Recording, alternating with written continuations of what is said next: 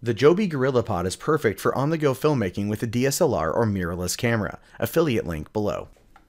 Hey, what's going on, everybody? My name is Matt Jarbo. This is the Mundane Matt channel, and Wonder Woman.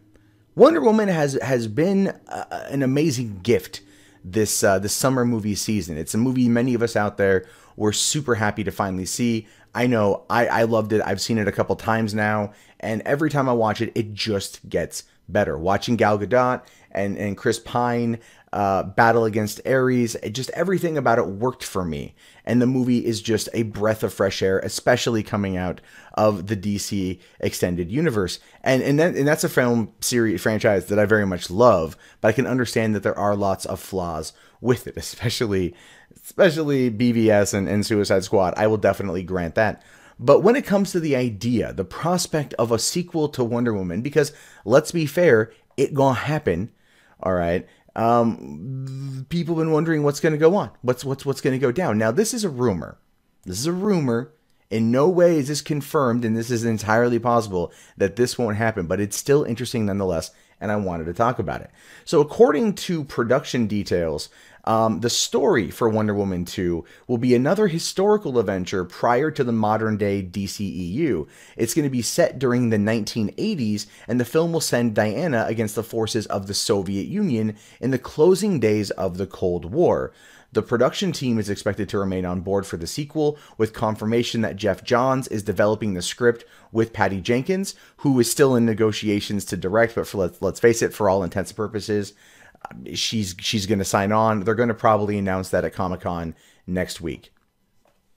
If you want my honest guess, Comic-Con Hall H next Saturday is going to be the Wonder Woman 2 announcement. Now, this is where it gets interesting. So as fans use their imagination to picture a sequel, swapping out the battlefields of World War I for the espionage and maneuverings of Moscow, the last detail may be the biggest relief. This report also confirms that Chris Pine will be returning once again, acting as Diana's ally Steve Trevor. Exactly how that's possible, given the conclusion of his story in Wonder Woman, is going to be the question of the hour. And that's going to be one that a lot of people are going to be like, how in the fuck did this happen?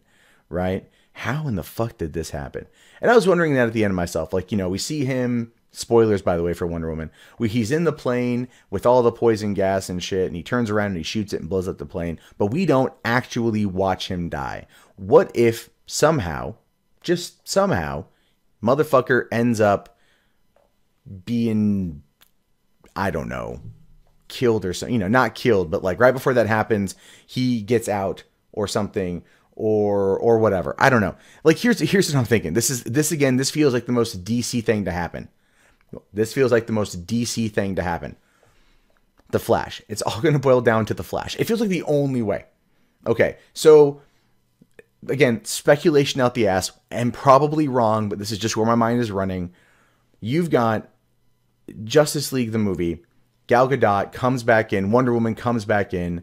She's pining over Steve Trevor, tells her story of woe to Barry Allen. Barry Allen is an emotional motherfucker, wears his heart on his sleeve, loves everybody, loves Iris West, is all about love. So one of the great things about the character of Barry Allen, right? Barry Allen, understanding that he has the ability to time jump if he runs fast enough through the Speed Force, goes back in time to right before he gets on the plane in Germany in 1940, whatever, 1920, whenever World War I, whenever it was in World War I, grabs Steve Trevor, pulls him back forward. They end up somehow bumping out of the Speed Force and landing in 1980s, like, you know, Soviet Union, or Britain or Germany or whatever, like in 1980s Germany. Let's say 1980s Germany, because that's where they were at the end of World War I, right? So bam, he's right in Germany.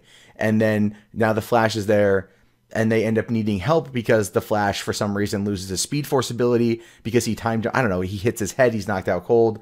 Then they end up seeking out Diana and needing her to use spies, you know, some espionage, Cold War shit in order to sneak in and do something. Maybe the Flash gets kidnapped. Maybe the Flash is kidnapped by the Soviets and then they got to make sure they go and they rescue the Flash. So that's how they go in there and they do that. Now the thing is, we don't have a Flash movie yet, right? We don't have a Flash movie, so he's open. Ezra Miller is open. He can do whatever the fuck he wants. They clearly are going to want to bring the Flash into more of these movies because he is going to be the heart and the soul of this, alongside with Wonder Woman. And then they're going to be able to use that as a plot line in order to get them to the 1980s and then have Chris Pine there. So at this point in time, Chris Pine will be the fish out of water, right? So reversing the roles from the first movie, which is totally Hollywood sequel, you know, what happens there. And then at the end of it, they're going to run forward, you know, to modern time to reunite with Diana, leaving her there to continue the journey. And they're going to run forward. Then for Wonder Woman 3 will be set in modern time.